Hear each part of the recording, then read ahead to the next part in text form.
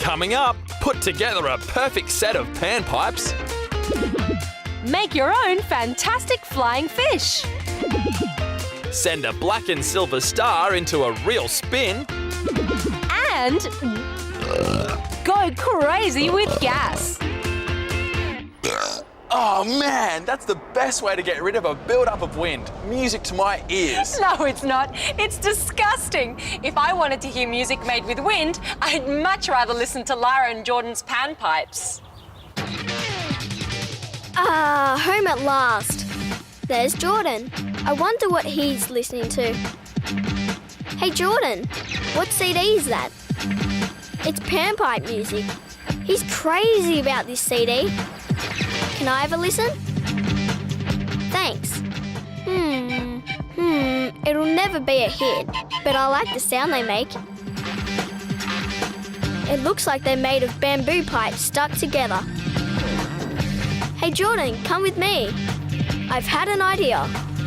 Dad cut down some bamboo in the garden yesterday. Let's use it to make our own panpipes.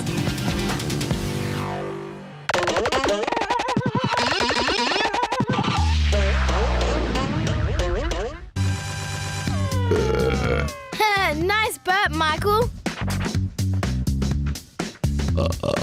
Good one, Billy. Okay, time to out-belch these boys. Oh no, that was pathetic. Come on, Kimberly. Oh, I wish I could blow off a big one. Okay, burp boys, bring that table over here.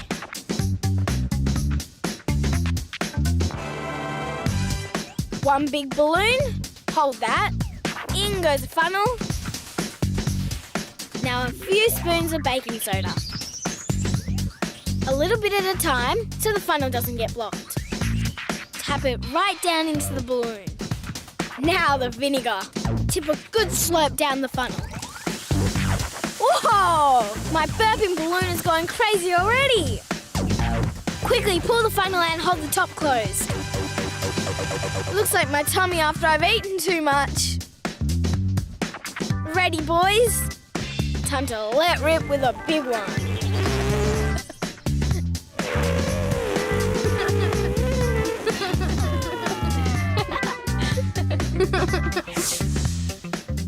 Vinegar reacts with baking soda to make lots of carbon dioxide gas. When Kimberly let the gas slowly escape, it made the rubber neck of the balloon vibrate, producing that gurglingly gaseous sound. It may be disgusting, but at least I'm the master blaster. Don't even think about it, Taryn. The only thing I want to hear right now is the soothing sound of Jordan and Lara's panpipes. Jordan and I found these bamboo offcuts in Dad's garden. We have lots of different lengths here. Start putting them in size order, Jordan.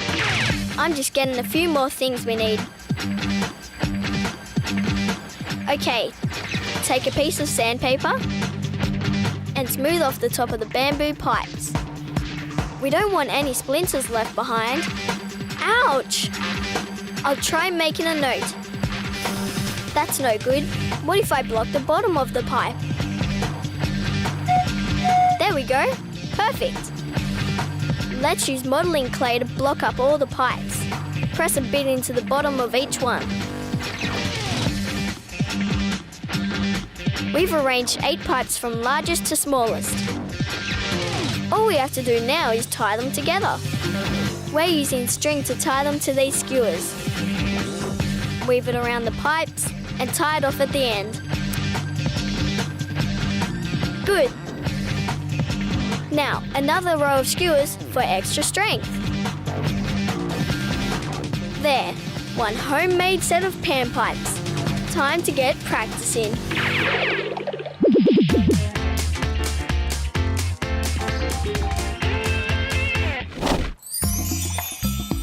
We're making flying fish. We've cut out the fish shapes from brown paper. We'll fly them from these sticks. Stick the string to the fish's mouth and tie the other end to our sticks. There! Perfect flying fish! Let's give them a fly. Whee! Whoopee! They're not really perfect. The shape is right, but their skin isn't. Of course! They need scales.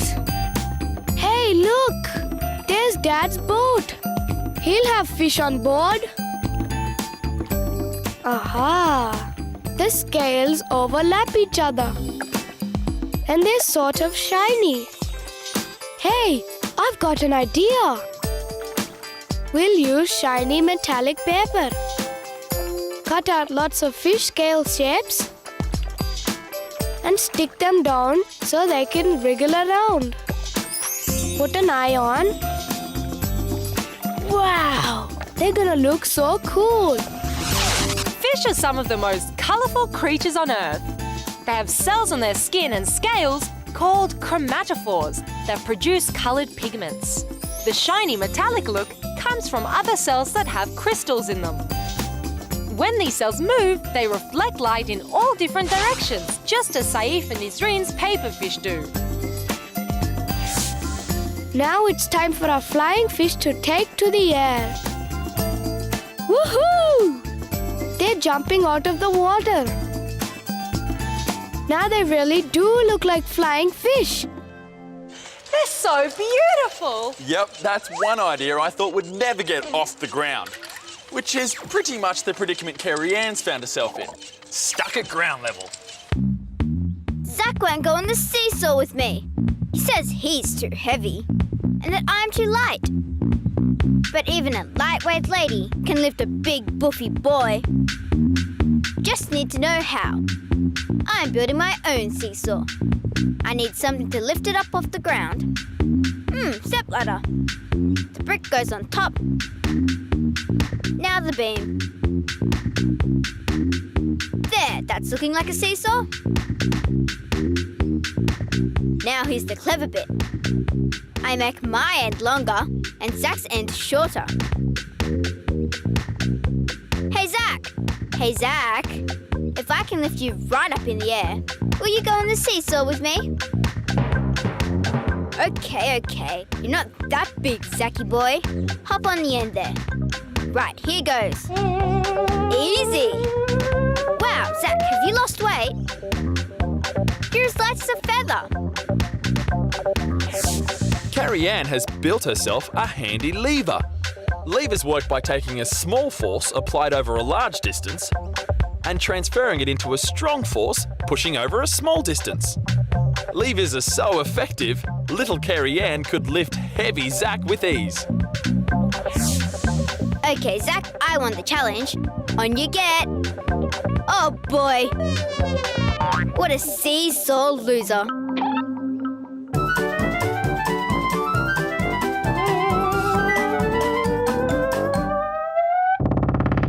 It's a great day for getting the washing dry. There's plenty of sunshine and a nice breeze. Hey, this black t-shirt is hot. It feels like it's come out of the dryer. What about this white one? No, it feels cool. They've both been out in the sun, but the black one is much hotter. Hey, I've just had a red hot idea. Okay, Ashley, let's get creative. Make some room. First, I'll cut 2 strips of this silver card and colour in the back with a black marker. There.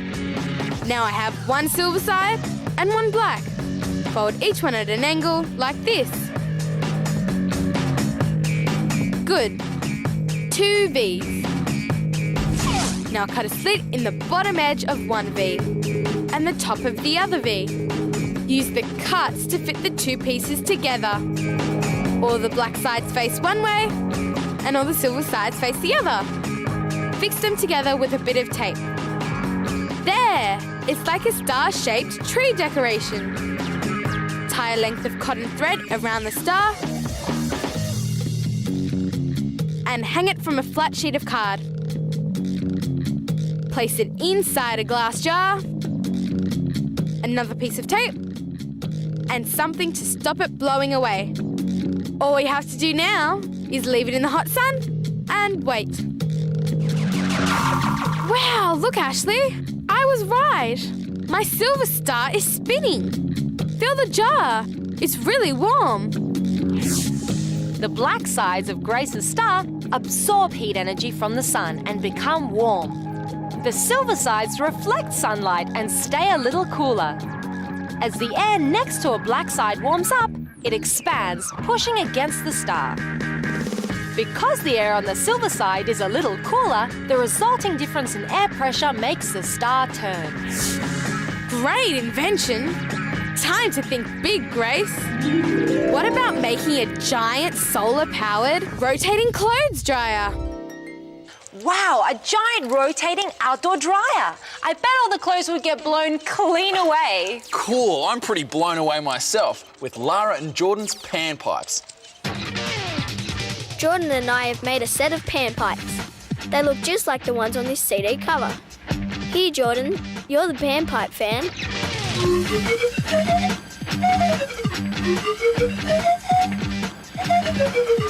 Beautiful.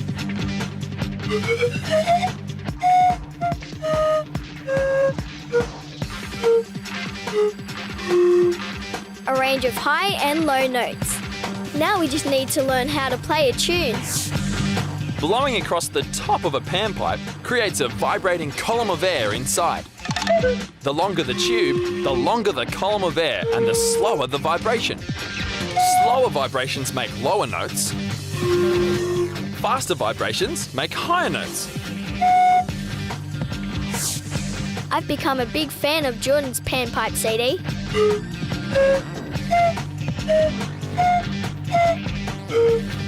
Hey, it's not the CD I'm listening to. It's the real thing.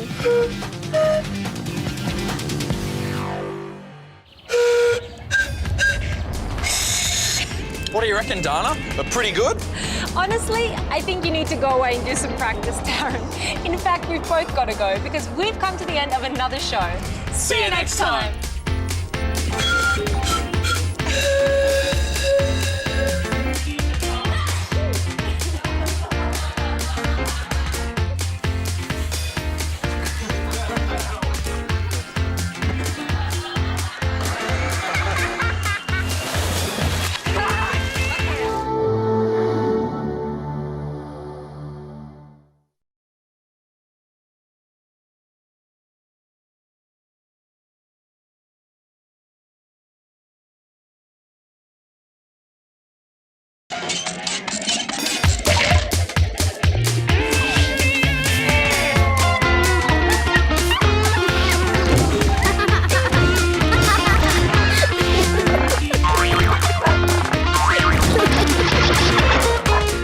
Coming up, spruce up your pavement with a picturesque paint job.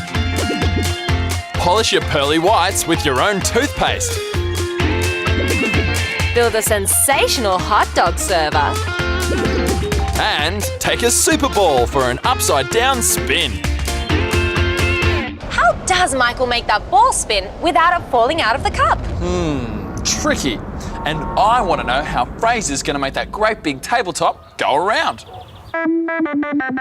Okay, that's the bread rolls, the frankfurts, mustard, sauce, lollies, potato crisps, and not forgetting the birthday cake.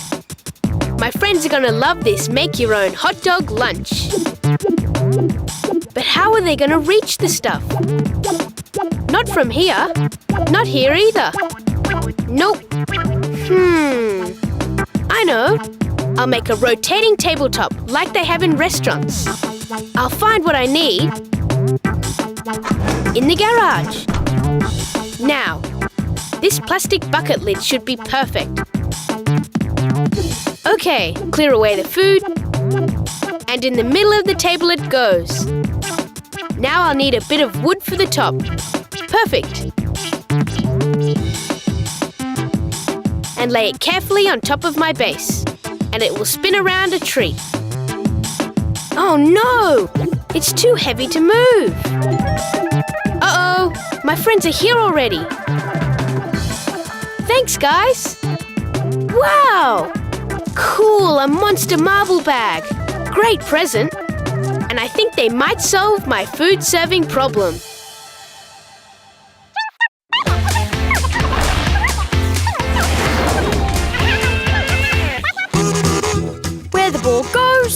nobody knows. Which cup is hiding the Super Ball, Larissa? Red cup, blue cup, or the yellow cup? Aha! She'll never guess this. Think it's the red cup, eh? Oh, she's right.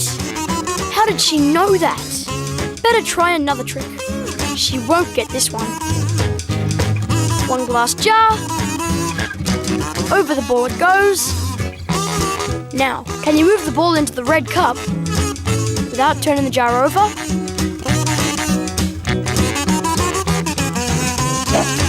Nope, that won't work. No tip in the jar. This one has got Larissa guessing. She can't figure this out at all. Do you give up? Allow me to demonstrate. I just spin the jar like this, and the ball stays inside. When I want it to drop, I stop. As the ball rolls, it's pressed against the sides of the jar by outward acting centrifugal force. When Michael slows the spinning, the centrifugal force is reduced until gravity takes over.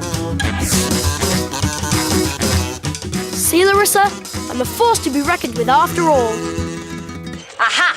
So spinning's the secret. I knew I could work it out. I'm not losing my marbles after all. Maybe. But wait and see what Fraser's going to do with his marbles. These marbles have given me a great idea. All I have to do is take one of these big ones, slip it under the base here, and yeah, it moves. Okay, Jade, give us a hand. Hold that up. Beck, grab the big marbles. Thank you. I'll make a ring of marbles in the middle and fit the ridges of the lid over the top of them. And it spins. Back on with the top. Give it a shove. It spins like crazy. Fantastic! But will it still spin with the weight of all that food on it?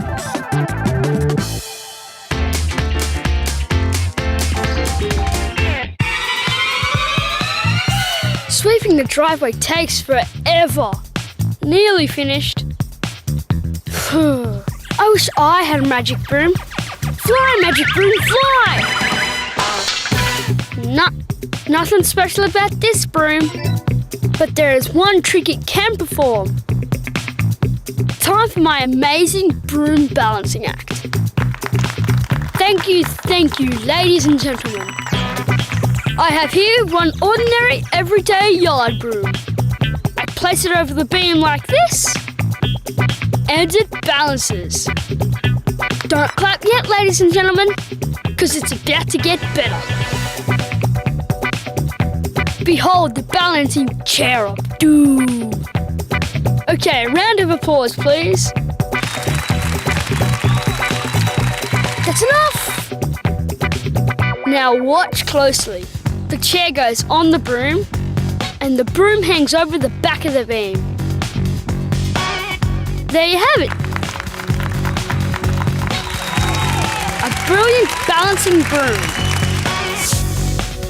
An object will balance when its weight is evenly distributed around a single point. This point is called its center of gravity. The broom's center of gravity lies closest to the sweeping end because of the extra weight of the brush.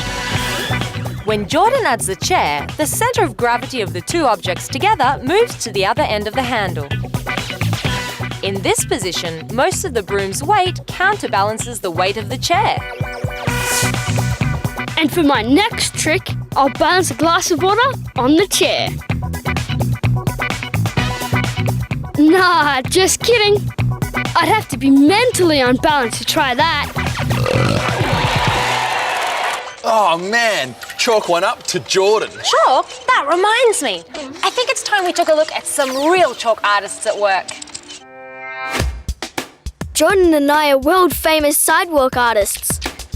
I'm just finishing off these fabulous flowers, while Jordan's putting the finishing touches to our brilliant rainbow. Uh-oh! Another piece of chalk bites the dust. And I think we've run out of...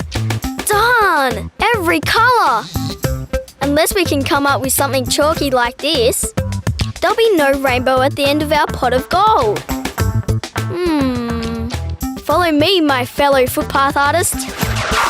Get ready for Lyra's Super Sidewalk paint. And here's my special ingredient, corn flour. Let's start with about a cupful. And 1 cup into each bowl. Good.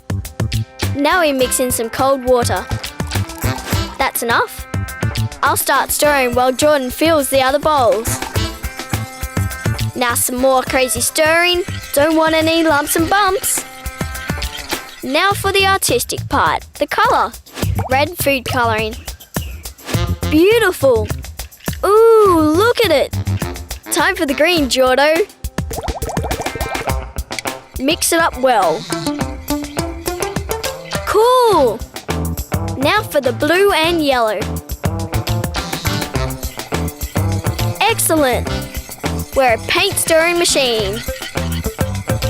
All right, now it's back to our masterpiece. Okay, on goes the red. Very tasteful. Hey, our pavement paint makes the chalk look dull.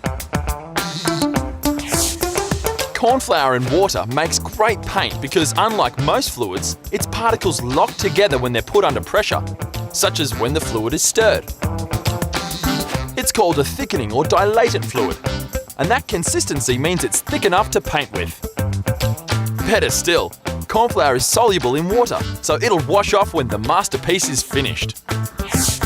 Wow, this must be the world's best pavement painting. Mum and Dad are gonna love having this on their patio. Yeah! Hey, what have you kids put on our pavement? Oops. Come on. Let's wash this off before we're hung out to dry.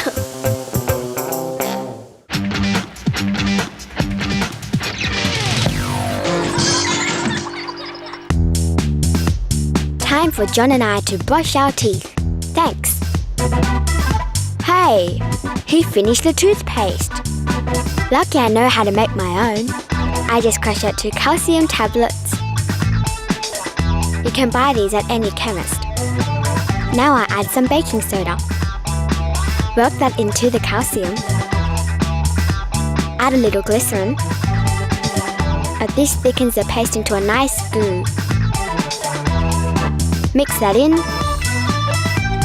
Now a spoon of peppermint oil. That's just to make it taste better.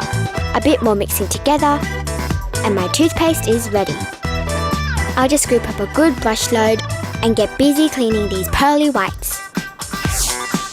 Sally's homemade toothpaste cleans her teeth in 2 ways. Firstly, the calcium is a rough powder that scrubs her teeth clean. Secondly, the baking soda dissolves dirt and grease, leaving her teeth feeling washed and fresh. My teeth are going to be clean and healthy. Oh, the better for biting with. Hey, Sally's toothpaste is great! Keep brushing, Dana. Get that food out, round and round. Round and round? Food? Sounds like Fraser's spinning hot dog server. A revolving tabletop is spinning like a top. Now for the food. Everything on. Good. Let's spin. And yes! It works even better than the ones in the restaurant. Time for our feast to begin. Bun for the birthday boy? I'm starving after all that work. Tuck in, girls. Yep, this make-your-own hot dog lunch was a brilliant idea. All thanks to our revolving tabletop. Cool! Fraser's clever serving idea works because the smooth, round surface of the marbles dramatically reduces friction between the lid and the table. The marbles act like ball bearings. They get their name from ball because of their shape and bearings because they're strong enough to bear the load above them. Many machines use smooth, round ball bearings to reduce friction so that hard metal machine parts can roll freely over each other, reducing wear and tear. Whew, I'm just about hot dogged out. Now it's time for party games. And I've just had a brilliant idea. We can use these marbles one more time. Put the marbles on the concrete, and we'll put Dad's monster plant tubs on top. Climb in, and yes! This party's been an absolute spin-out. How cool are those spinning tubs? I've got to go try that. Wait up, Dana. We've both got to go because we've come to the end of another show. See you next time.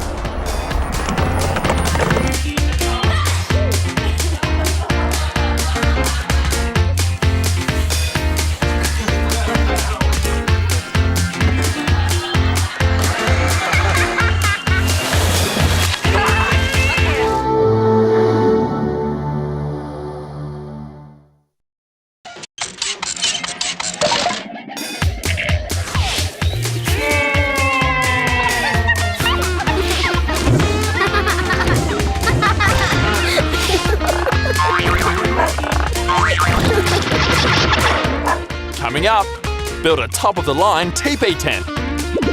Make your own drink carton catamaran. Squish up a super bouncing ball. And count how many crackers you can cram into one mouth. Crumbs! That's one competition I reckon I could win, hands down. Boys, why do they like doing disgusting things? I think it's time to retreat to the girls' tent with Olivia and Carrie Ann. Carrie Ann and Olivia look like they're into secret girls' business. Ha! Daniel and I are gonna sneak up on them. Rah! Let us in, you girls. Come on. It's only a pretty pop-up tent anyway. I think we should build a boys-only tent with real attitude. Come on. Okay, now what do we need to pull this off? These plastic pipes will be perfect for what I've got in mind. We'll have this rope too, and the usual tent designer's tools. And aha! This old plastic is just what we need. Let's go. All right, down to business. What I'm thinking of is a traditional teepee design. This is going to be so much better than the girls' puny tent.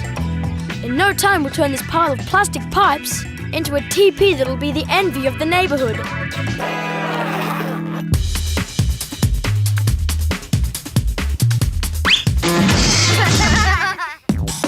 When I get home from school, I'm always starving.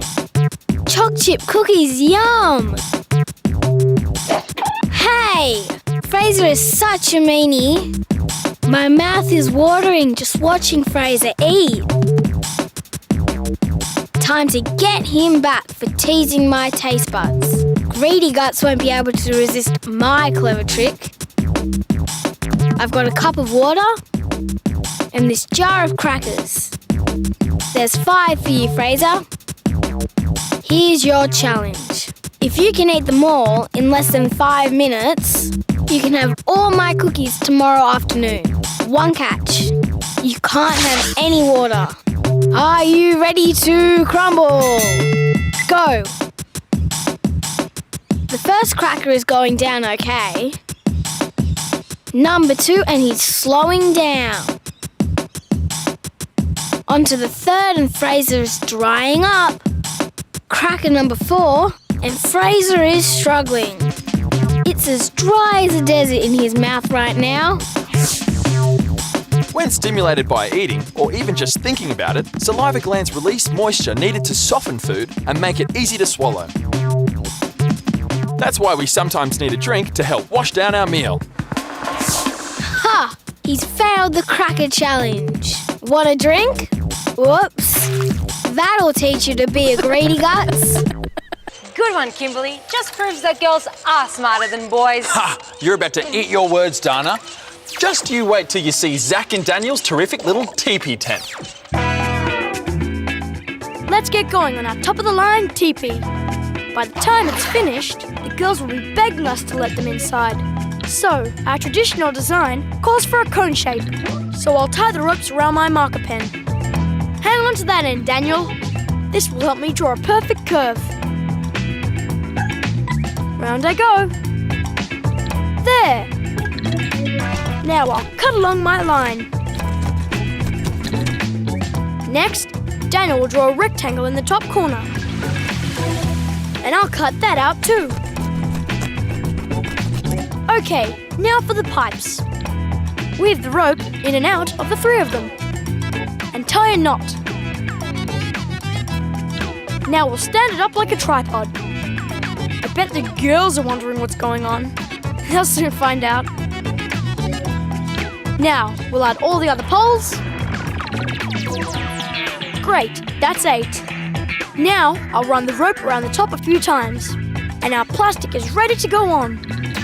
Around it goes. And I'll hold it in place with a peg. Excellent! Puts the girls' tent to shame. Let's get inside. It's starting to cloud over.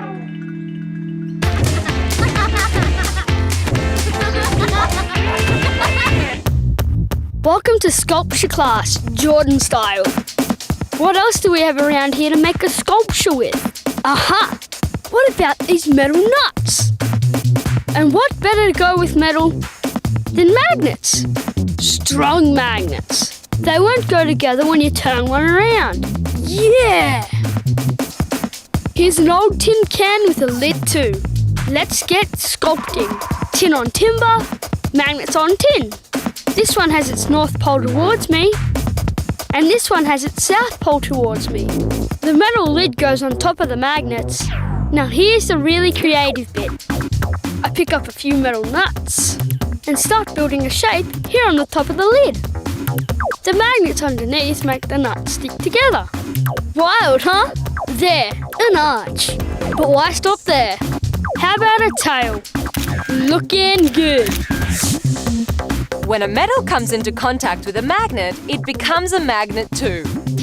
Each nut has had its atoms realigned to face in the direction of the magnetic field surrounding the 2 magnets underneath. The further Jordan builds away from the base magnets, the weaker each new magnet will be. Okay, now to put my sculpture on display in the house. Oh no! It's not supposed to be an abstract artwork. Oh well, Dad can clean it up. Sailing a bit too close to the wind there, I think, Jordan. Oh, I love sailing, wind in my hair, waves slapping against the boat. Makes me wish I was a boat builder like Nisreen. I think boats are so beautiful. I love the way they bob up and down all day. Saif and I have made our own little boats out of drink cartons. Oh no! It tips over as soon as it hits the water. Back to the drawing board, I think. Come on, Saif. This time we'll join our mini boat to a big one. We get some sticks and lay them across our big boat and our mini boat and tape them across from one side to the other. We'll put another stick at the back of our boats and tape them up. That's one super looking two-hull boat. Now we'll do one for Saif, because I'm going to challenge him to a race. I think mine's a winner. Okay, let the big boat race begin. Ha! Saif thinks I'm going to lose. Yes, they're off and racing, and they're not tipping over. It's a boat-building triumph. Nisreen's one-hulled boat tipped over easily because its centre of gravity was very close to the sides of the boat. But when Nisreen added an extra hull, the craft's centre of gravity moved further from its outside edges. That means you'd need a much bigger wave to tip the two-hull boat over. Oh no! Saif's boat is getting ahead. Oh, I lost. But at least our boats didn't tip over, which is more than you can say for Saif.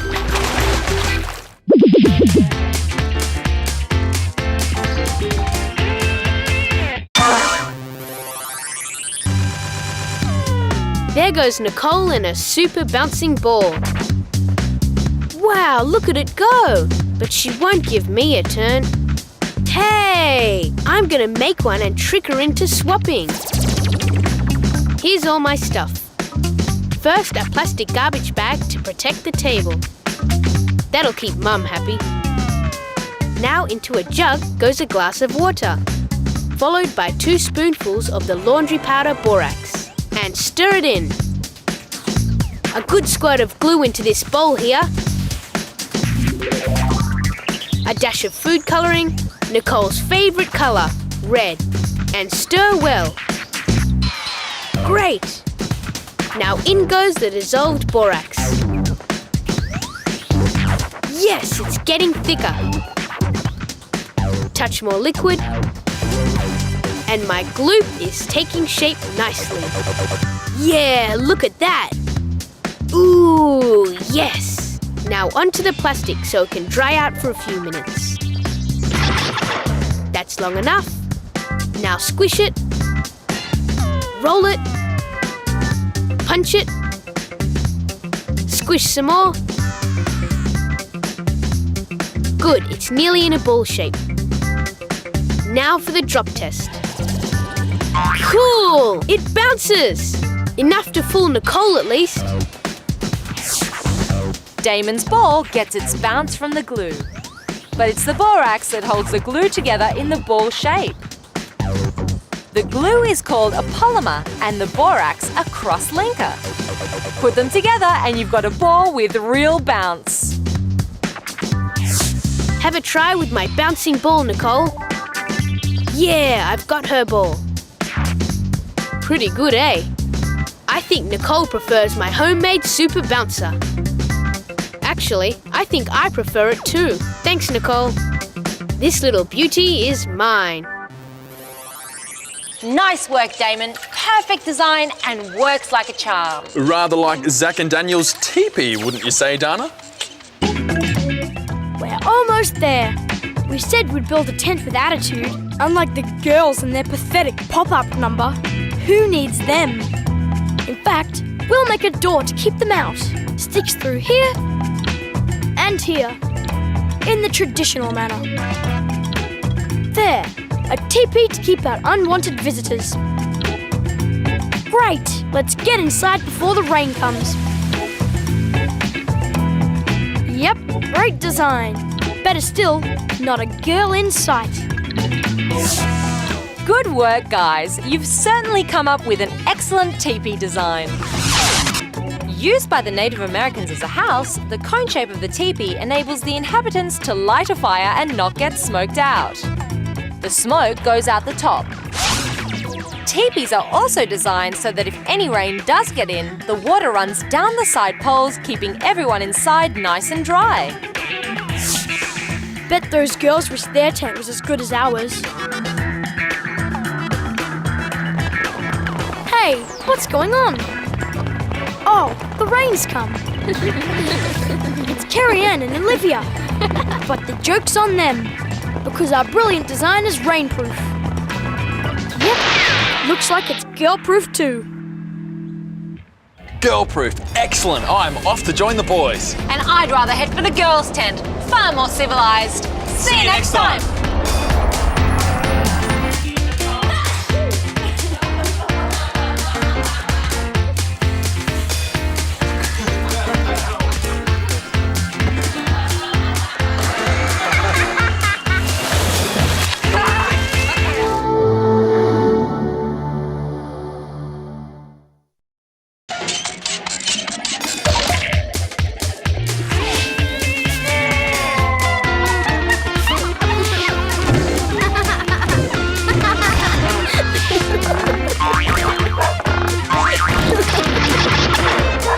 Coming up, make your party a smashing success with a perfect piñata.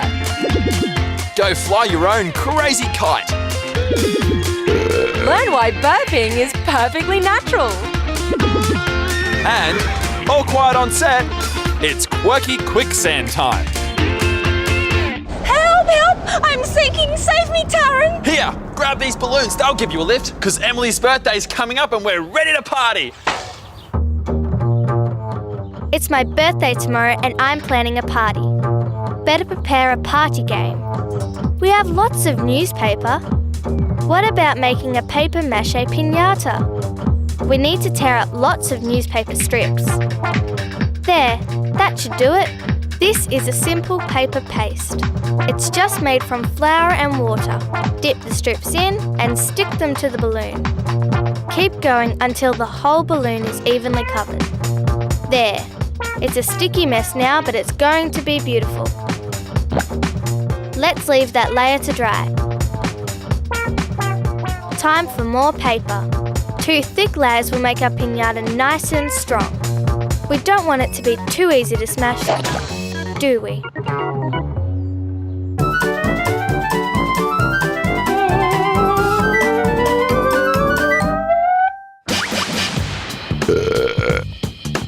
What? Burping is perfectly natural.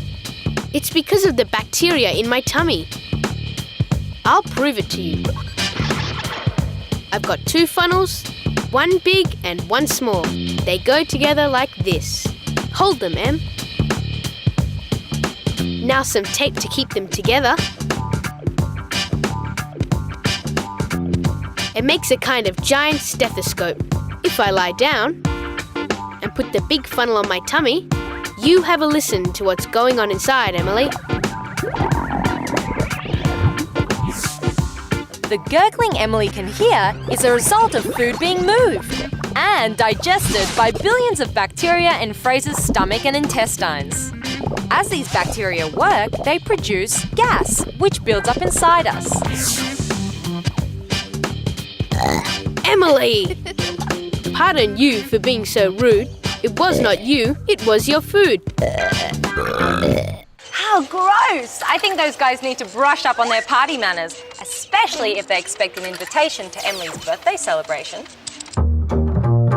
Our double-coated paper mache is dry. Here's the bit I like, popping the balloon. Once that's done, we can fill the empty shell with treats. Keep them coming, Daniel. It needs to be packed with party food. Once our piñatas are full, we seal up the top with a little more paper and glue. There. Time to make them look beautiful. The brighter the better, if you ask me. Daniel's going for green. My one is pretty in pink. They look like dinosaur eggs.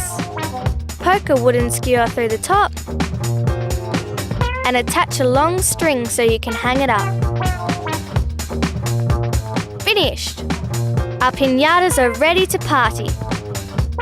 Let's test one out. I'll hang it here on the roof. Okay, Daniel, give it a few test whacks.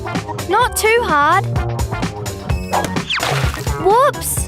It's fallen into Rover's water bowl. My party game will be ruined. Unless we can make the other piñata waterproof.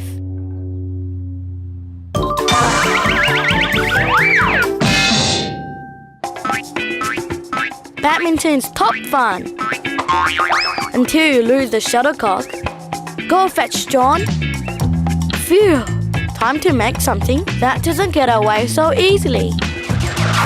How about a kite? We start with a piece of A4 paper, fold it in half, then make a fold on each side at an angle like this. That's it. Now the other side. There. This is going to be the top of my kite. I will tape the 2 sides together. Now I'm taping a wooden stick along the front edge. Make sure it's well stuck on.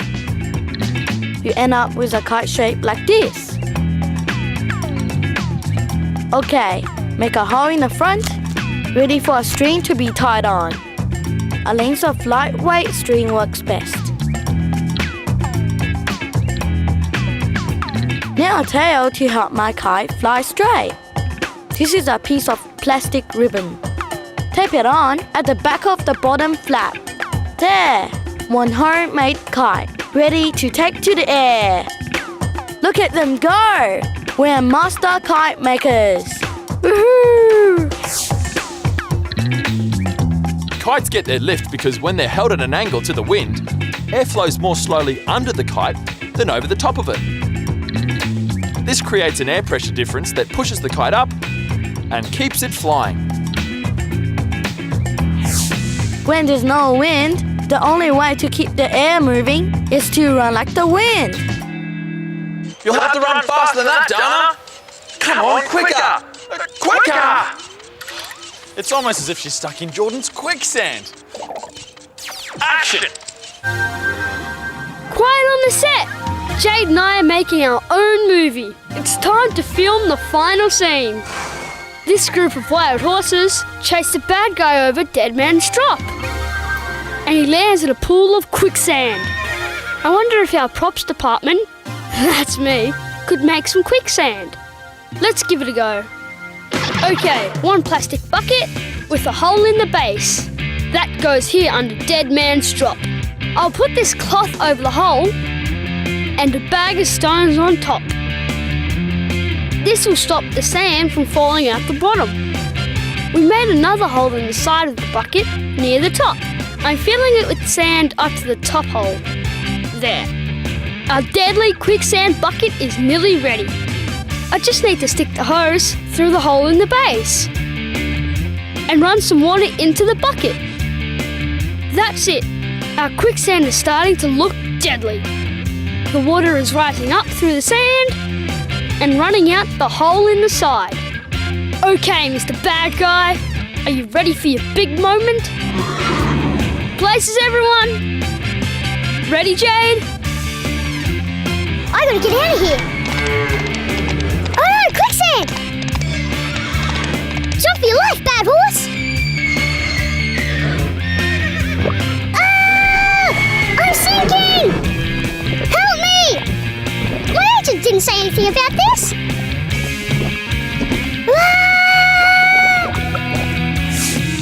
Quicksand is really just ordinary sand that has become so saturated with water that the friction between the sand particles is reduced.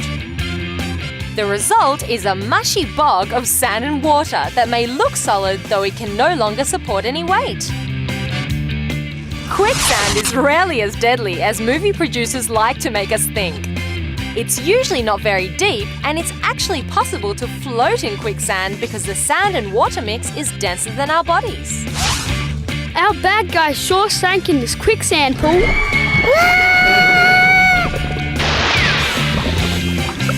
But you can't always believe what you see at the movies.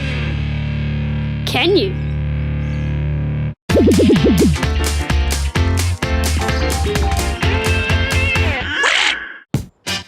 Man, I'm sick of sweeping the pathways.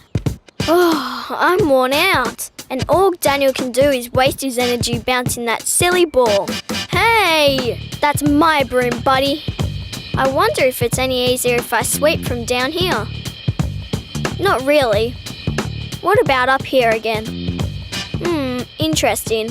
With the handle long, I push downward with the same force, but it goes further in the horizontal direction than when I hold it down at the end. Right, I think I can get rid of this draggy old sweeping job. I'll challenge Daniel to a match of strength. If he can put all his force against the end of the broomstick and push me over, then I lose. If not, he gets to sweep the rest of the paths. May the force be with me. Ready? 3, 2, 1. Push! Daniel's pushing towards me, but all that force is going upwards. I'll give him another go. Nope. All Daniel's strength is going nowhere. Guess who's just made a clean sweep in that competition? Lara has made an important discovery about force. It has two parts, how much of it there is, and the direction in which it works. Here, the amount and directions of the two forces cancel each other out, so the result is 0. The broom goes nowhere. But when Lara directs her force upward, some of Daniel's force also goes in the vertical direction, so he has no hope of pushing her over. This is the life. Daniel gets to do all the sweeping, and I get to prove that I'm no pushover. Come on, Dana, it's competition time! No, I know Lara's little tricks. In any case, I think broomsticks are better for party tricks, like whacking pinatas. I've had a brilliant brainwave of an idea. We're going to make a waterproof coating for my pinata. A few spoons of warm water in a jar. Now we dissolve some gelatin in the water. Next we pour in 2 spoons of white vinegar. Stir that all together. Now 2 spoons of gooey glycerin. You can buy this at a chemist. The last thing to go in our potion is yellow food colouring. That's really just to make it look cool. It's made a lovely sticky syrup. Time to get it onto the piñata. It really is sticky. Our waterproof coating is drying already. The secret to Emily's waterproofing mixture is the glycerin. Glycerin is an oil-based liquid which does not dissolve in water. When it's combined with the other ingredients, it prevents them from being dissolved by water too. The vinegar is an acid, which makes the gelatin molecules bond together in a super strong glue. It also makes the whole mixture nice and runny so that it can be spread evenly over the piñata. Because the vinegar evaporates quickly, the paint dries fast into a super tough, waterproof glue. Bad luck, Daniel. My super strong glue is too strong for you. Uh-oh. Patrick's winding up for a big one. Yeah!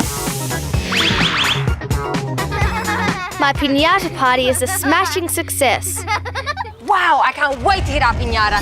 Hold it up, Taryn. No way, you're too dangerous. I'm out of here. In fact, we both are, because we've come to the end of another show. See you next time.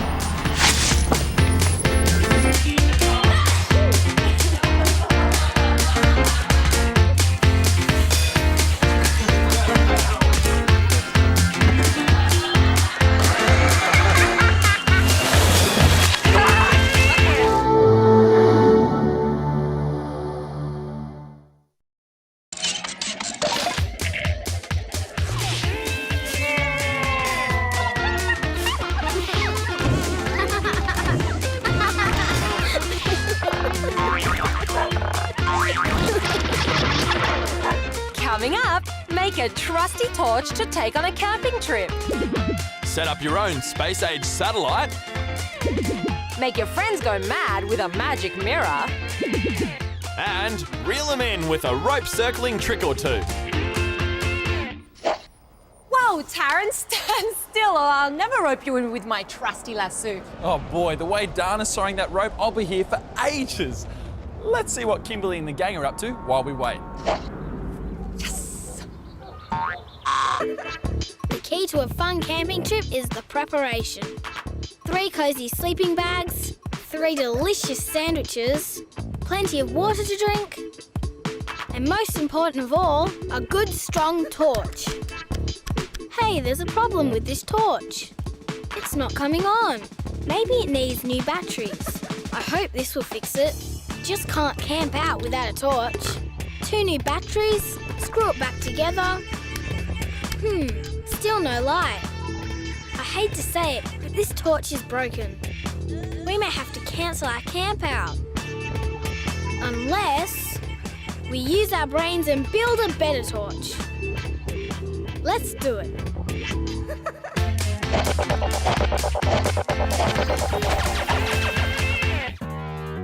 This is my blow-up model of the Earth. It looks just like the real thing. Except for the clouds, of course, and one other man-made thing. But I know how we can fix that. Don't leave the galaxy, Grace. I'll be right back. Let's build a satellite and launch it into orbit around the Earth. I'll start with a flat piece of card and make it into a cylinder shape. Grace is making foil-coated space fins. I've blocked up the cylinder. Time to coat it with foil too. This gives our satellite a real space-age look. Attach the fins to some little brackets. Add a powerful space jet to help the satellite maneuver into position. And we are ready for blast-off. Cool, huh? Satellites floating in space allow us to communicate quickly with people all over the world. When you watch the TV news, pictures from other countries have been beamed to your local TV station via satellite. Radio signals, phone calls, and electronic data can all be sent the same way. Our silver satellite is in position above Earth. We can even beam our own signal up to it. Hold that satellite still, Diana. I'm trying to send a message. It says, let's see how Kimberly's gonna make her torch work. There. Without a working torch, our camping trip would be chaos. So the girls and I are making our own. First, we need a power supply. We have plenty of new batteries. Join these two together. Make sure you have the lumpy positive end against the flat negative end. Let's put 4 together for a super powerful torch. Stick one wire on top of the battery stack, wrap the exposed wire around the terminal, and tape it in place. Now tape a long wire to the bottom and a bit more tape to hold it in place. There. Next, the lamp. This bulb holder has 2 terminals on it. Attach one wire to one side, sit the bulb holder on top, then attach another wire to the other terminal. Can you guess what the cardboard tube is for? No, it's not a telescope. It's going to be the body of the torch. Carefully slide the batteries into the tube, bottom first. Keep it coming. Okay, stop. I'll just take the bottom wire around the end of the tube and push 2 pins into the side of the tube. Attach the wire running from the light bulb to one pin and the wire running from the battery stack to the other. Now when I connect the 2 pins with this paper clip, we have light! Brilliant! The paper clip makes a little switch. One last thing. Cover it with black card to protect the wires. There, we're ready to see how powerful our torch is.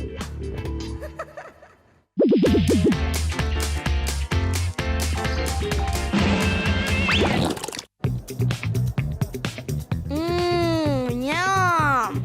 Noodles are our favorite. My buddy David says they make him super strong. Time to see how super our hero really is. I'll just roll up some paper towel and make it into a thick rope. Hey, David, are you strong enough to break the paper in two? Come on, tough guy, show us what you've got. Ha! He hasn't been eating enough noodles. Come on, David, it's only a piece of paper. Here, let me help you. I will just dip the paper into this glass of water. Let it soak right through. Now I'll try it, muscle man. No problem. It's easy to break in half when the paper is wet. Most paper we use today is made from wood chips that are broken down into very thin cellulose fibres. These fibres are then rearranged and dried out to make paper. When the paper towel is twisted, it becomes strong because the cellulose fibres are tightly packed together as they are in a piece of wood. But when the paper gets wet, capillary action draws water into the spaces between the individual fibres. This weakens their grip on each other, and so it weakens the paper. Wow, this paper towel sure is tough stuff. Time for our secret weapon, a glass of water. Aha! We're not so weak after all. Wow, fancy using paper to make a rope.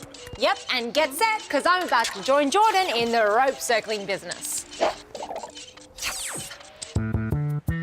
Lara and I are working on our rope tricks.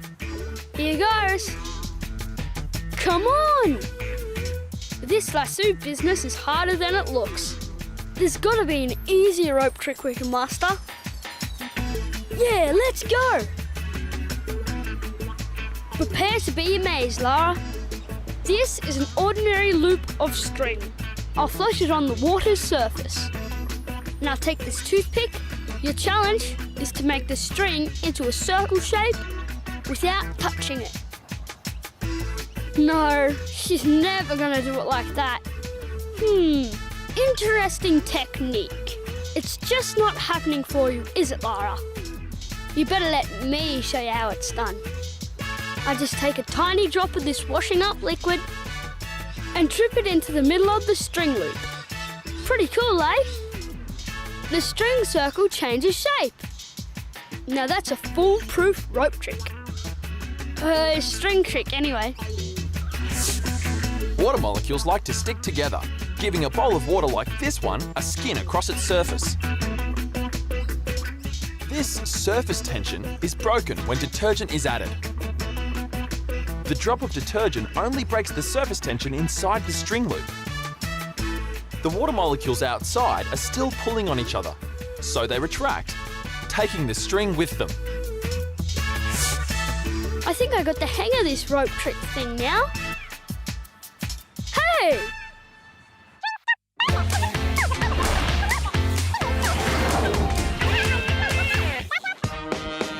Kimberly spends so much time in front of the mirror because it tells her she's the fairest of them all.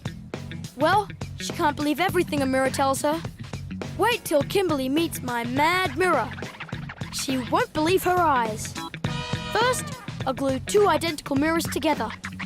Back to back, plenty of strong glue on one side, and press them together. Now I have a 2-faced mirror. Dad cut me 2 wooden handles from an old broomstick. Lots of glue on the end of a handle, and stick it right in the middle. Once that's dried out a bit, we can do the same thing on the other side. There. Glue the handle in exactly the same place on both sides. My glue is dry, and my magic mirror is ready to cast its spell. Time to go find Kimberly. She's still in front of that mirror. Hey, Kimberly, try my latest invention. Hold it by the handles and turn it with one hand while you look in the other side. Freaky, huh? Why isn't your right hand doing any turning? See, Kimberly? Mirrors just love to deceive you. Part of Kimberly's brain thinks that the hand in the mirror is her right hand. However, it's really a reflection of her inactive left hand. While Kimberly is turning the handle, nerves in her right hand tell her brain that the hand is moving. Her brain expects to see the hand moving. When it doesn't, it becomes confused, giving Kimberly a very strange feeling indeed. Mirror, mirror on the wall. Who's the cleverest of them all? Just goes to show, Dana, you can't believe everything you see. That's for sure, but it certainly helps if you can shed a little light on it. Torchlight, for instance. It's time to see how much light our homemade torch makes. Not bad, but it's not really making a spot that we can point. We need to focus the light into a beam. Let's go, campers. This torch has something ours doesn't. There's a silver reflector behind the globe. Better make one for our light and see if it helps. I'll cut a cone shape from this water bottle and line it with kitchen foil. There, a silver reflector. Nice job, team. Stick it in place with plenty of sticky tape. I think we may have a better light beam this time. Hit the lights, Olivia. Hey, that makes a big difference. Our little bulb is making a very bright beam now.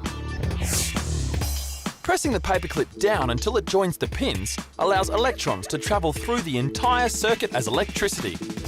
The wire inside the light bulb is made of tungsten, a metal that becomes so hot that it glows when electricity is passed through it. The inside of the light bulb is a vacuum. That means there's no air in there.